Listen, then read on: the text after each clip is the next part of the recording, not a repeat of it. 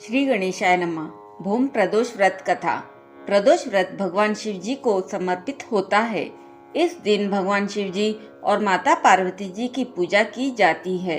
इस व्रत को बहुत प्रभावशाली माना गया है। जो व्यक्ति प्रदोष का व्रत करते हैं, भगवान शिव जी स्वयं उसकी रक्षा करते हैं।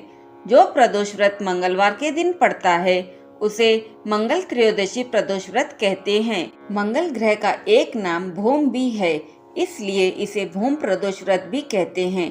इस व्रत को रखने वाले सभी भक्तों की स्वास्थ्य संबंधी सभी तरह की समस्याएं दूर हो जाती है।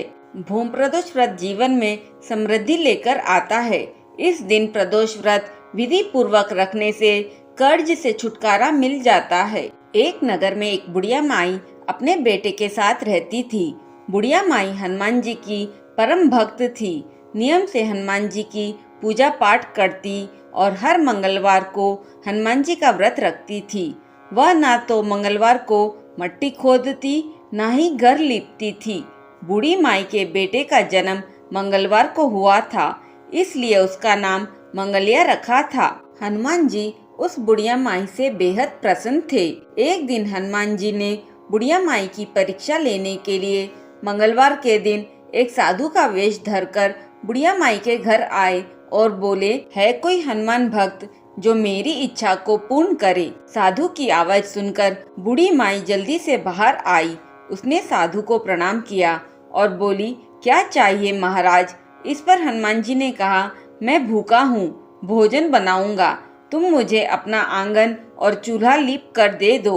बूढ़ी माई ने हाथ जोड़े और बोली, महाराज, मिट्टी खोदने और आंगन लीपने के अलावा आप जो भी आज्ञा देंगे मैं अवश्य मानूंगी। तब साधु ने कहा कि तुम पहले मुझे वचन दो कि मैं जो कहूँगा तुम वो करोगी।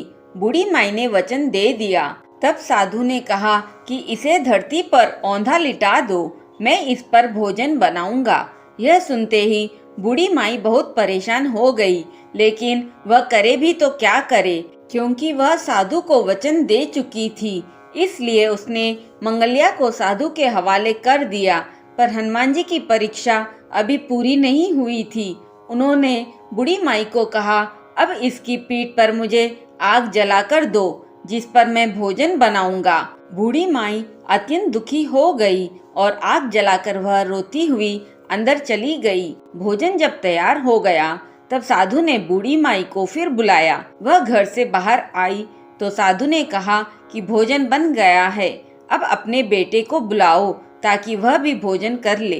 बूढ़ी माई बोली, महाराज, आप ऐसा कहकर मेरे दुखी मन को और कष्ट ना दे। मैंने अपने हाथों से स्वयं अपने बेटे को अग्नि के हवाले किया है, लेकिन साधु महाराज नहीं माने। तब बूढ़ी माई ने अपने बेटे को भोजन के लिए पुकारा। बूढ़ी माई की आवाज लगाते ही मंगलिया हंसता हुआ अपनी माँ के पास आ गया। अपने बेटे को जीवित देखकर वह बहुत खुश हुई, परंतु वह आश्चर्यचकित थी और वह उस साधु के चरणों में गिर पड़ी। तब हनुमान जी अपने वास्तविक रूप में प्रकट होकर उसे दर्शन दिए और उसे सर्व सुख का आशीर्वाद दिया और अंतर्ध्यान हो गए। हे हनुमान जी महाराज, जैसे अन्न धन के भंडार और सर्व सुख बूढ़ी माई को दिया, वैसे ही इस कहानी को कहते सुनते और हुकारा भरते सब पर कृपा करना, हम पर भी कृपा करना। आइए जानते हैं प्रदोष को प्रदोष कैसे कहा जाने लगा। प्रदोष को प्रदोष कहने के पीछे एक कथा जुड़ी हुई है। चंद्रदेव को एक बार क्षय रोग हो गया था, जिसके कारण उन्हें मृत्यु के समान कष्ट हो रहा था। तब भगवान शिव ने चंद्रदेव के दोष का निवारण कर उन्हें त्रयोदशी के दिन पुनः जीवन दान दिया था। इसलिए त्रयोदशी के दिन को प्रदोष का दिन कहा जाने लगा।